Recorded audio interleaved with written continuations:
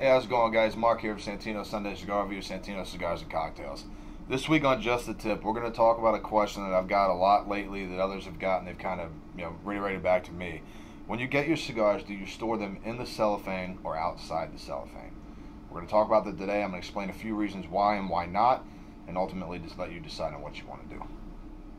All right, everyone. So when it comes to this question, what people tend to do a lot of times is they buy their cigars, the cigars come in cellophane, they take them home, they either leave them in that cellophane, drop them in the humidor, and they keep them that way until they smoke them, or some people will open boxes, strip the cellophane off, and store the cigars inside.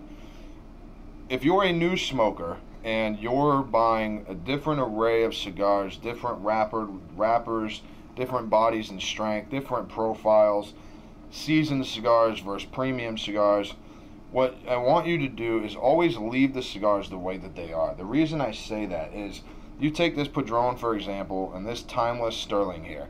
The two different variant shades in wrapper that you have here. The tobacco is an organic leaf. It's grown through minerals and oils and the growth in the soil, everything that makes it become what it is. That growing, for intents purposes, doesn't really ever stop. Over time, those tastes that you pick up through the tobacco, those are the oils and everything that's inside of them. If you take two different variant shades, or let alone if you take something that's been sweetened or seasoned in a certain way with an external form of sweetening, and you put these together and they sit for time.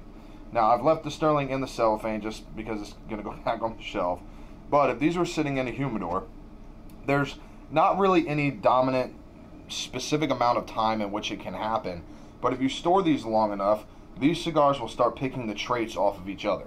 You'll start having what's called a wrapper transfer. If something, the oils start to plume out of the cigar starts to age and it starts to season itself inside the humidor, you're going to have that transfer of flavor between the two.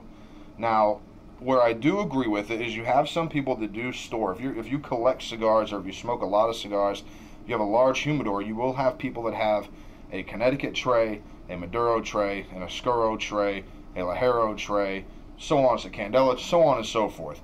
At that point in time, if you're pairing the wrapper leaf itself with other wrappers of the same kind, I really see no problem with taking the cellophane off and storing them together.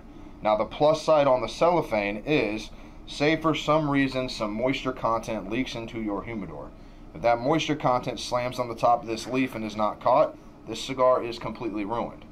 Now, if it slams onto the top of this cellophane and is caught, there is a chance, because of the sealing in there, that you may be able to save the cigar.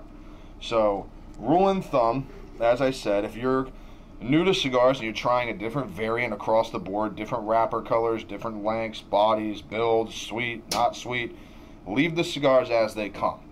If they're not in cellophane, please don't put them in cellophane. If they're in the cellophane, leave them in their cellophane until they're done. If you reach that stage where you start wanting to put these things wrapper to wrapper and leaving them alone, or if you just want to experiment and kind of take the cellophane off and let it go, there's no problem in doing that. My personal choice that I make, in my humidor, all my shelves are done by strength. So whether the cigars are in cellophane or they're not, they stay in whatever packaging in which they came when I pulled them from the box. The choice ultimately is yours, but just heed those warnings and you'll decide what it is you want to do. That's this week's Just a Tip.